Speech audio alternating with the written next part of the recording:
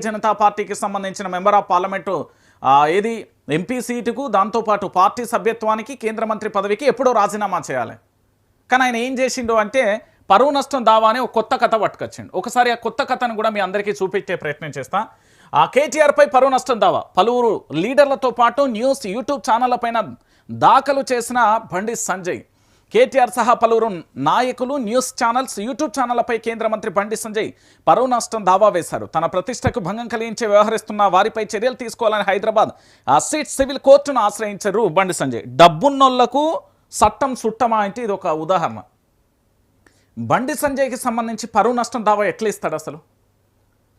వాళ్ళ కొడుకు బండి భగీరథ్ ఎవరైతే ఆ పిల్లగాడు ఉన్నాడో 9 రోజుల పాటు ఎక్కడ దాశీలు? అదేవిధంగా పోలీసులకు సంబంధించిన నోటీసులు ఎవరికి అతకబెట్టిలు?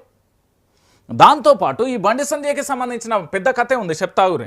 కేటీఆర్ పై పరువు నష్టం ద్వారా పరువు నష్టం దావా పలువురు లీడర్లతో పాటు న్యూస్ ఛానల్స్, యూట్యూబ్ ఛానళ్లపై దాఖలు చేసిన కేంద్ర మంత్రి బండి సంజయ్ తనపై వివిధ సోషల్ మీడియా వేదికలలో దురుద్దేశపూర్వకంగా తప్పుడు ప్రచారం చేస్తున్నారంటూ కేంద్ర హోంశాఖ సహాయ మంత్రి బండి సంజయ్ కోర్టును ఆశ్రయించారు.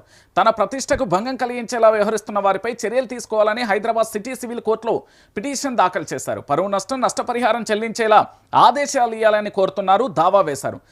Civil procedure code section 26 order 7 rule by 1-2 కింద పిటిషన్ వేశారు. న్యాయవాదులు పిఎం స్వప్న, ఎం అఖిల్, జి కార్తిక్ రెడ్డి, బి ప్రవీణ్ కుమార్ల ద్వారా పిటిషన్ దాఖలైంది.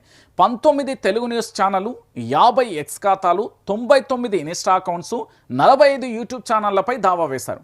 బండి సంజయ్ పిటిషన్లో బీఆర్ఎస్ వర్కింగ్ ప్రెసిడెంట్ కేటీఆర్, ఆ పార్టీ నేత ఆర్ఎస్ ప్రవీణ్ కుమార్, క్రిషాంక్ వంటి నేతలు ఎక్స్, ఇన్స్టా పోస్టుల వివరాలను కూడా పొందుపరిచారు. వారి అకౌంట్స్ ద్వారా తనపై తప్పుడు ప్రచారం చేశారని పిటిషన్లో పేర్కొన్నారు. చట్టపరంగా చర్యలు తీసుకోవాలి. భారత